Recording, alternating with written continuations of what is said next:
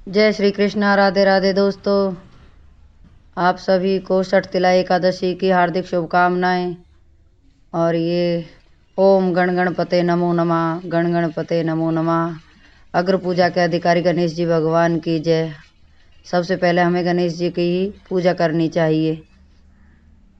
और ये मेरे कन्हैया के आज एकादशी के दर्शन। ये देखिए षटतिला एकादशी को कान्हा जी के दर्शन कितने सुंदर लग रहे हैं।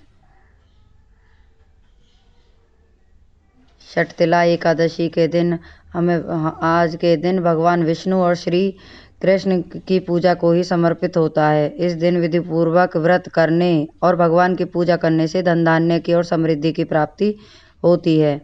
व्यक्ति को नरक से मुक्ति के साथ मोक्ष भी मिलता है। इस दिन पूजा करने से मृत्यु के पश्चात वैकुंठ की प्राप्ति होती है। षटतिला एकादशी के पूजा स्नान आदि के समय काले तिल का प्रयोग अनिवार्य माना गया है। एकादशी का व्रत रखने से व्यक्तियों को एकादशी की कथा जरूर सुननी चाहिए। षटतिला एकादशी की कथा। एक बार देवर्षि नारद तीनों लोकों का भ्रमण करते हुए भगवान श्री हरि विष्णु के लोक में पहुंच गए। उन्होंने भगवान विष्णु जी को प्रणाम किया और षटतिला एकादशी की कथा विस्तार से बताने को कहा। नारद जी के आग्रह पर श्री हरि विष्णु ने उनको षटतिला एकादशी की कथा सुनानी आरंभ की। षटतिला एकादशी की कथा आप भी सुनिए। एक समय दालव्य ऋषि ने पुलकत्य ऋषि से कहा कि हे महाराज, पृथ्वी लोक में मनुष्य ब्रह्मादि महान पाप करते हैं।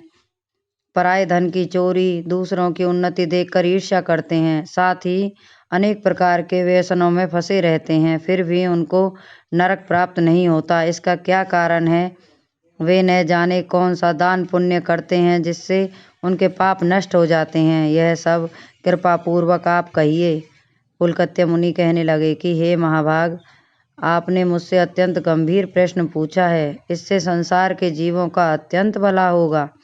इस भेद को ब्रह्मा, विष्णु, रुद्र और इंद्र आदि भी नहीं जानते, परंतु मैं आपको यह गुप्त तत्व अवश्य बताऊंगा। ध्यान से सुनिए।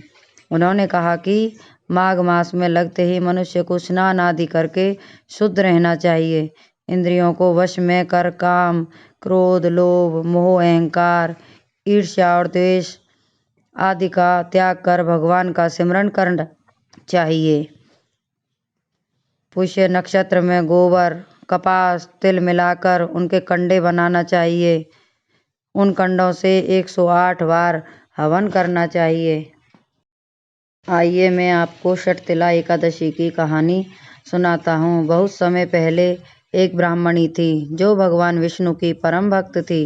वह उनके सभी व्रतों का पालन करते हुए पूजा किया करती थी। एक बार उसने 1 माह तक उपवास और व्रत किया, जिससे उसका शरीर कमजोर हो गया। व्रत और उपवास के कारण उसका शरीर शुद्ध हो गया।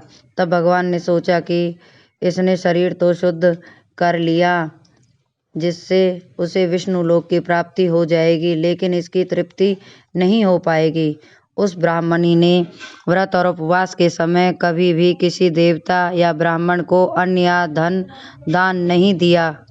इस कारण से विष्णु लोक में भी उन्हें तृप्ति प्राप्त करना कठिन था। ऐसे में भगवान विष्णु ने सोचा कि क्यों न वे स्वयं उनके घर भिक्षा लेने जाएं। एक दिन भगवान श्री हरि स्वयं उनके दरवाजे पर भिक्षा लेने के लिए आए।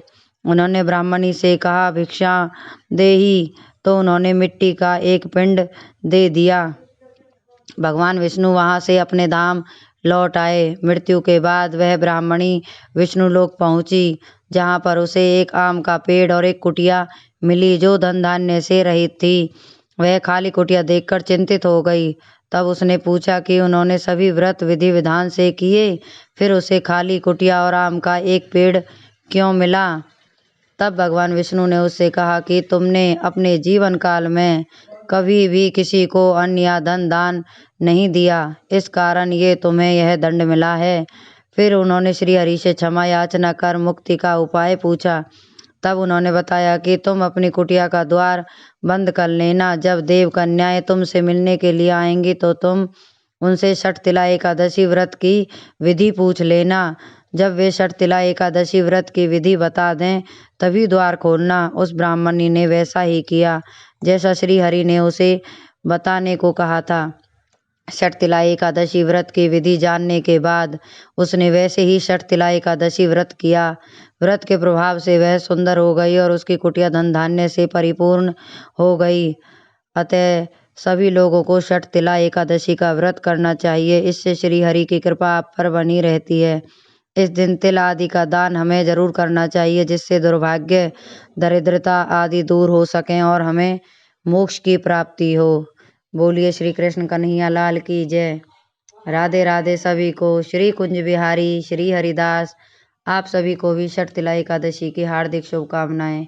और ये हमारे लड्डू के आज के दर्शन आप सभी के लिए।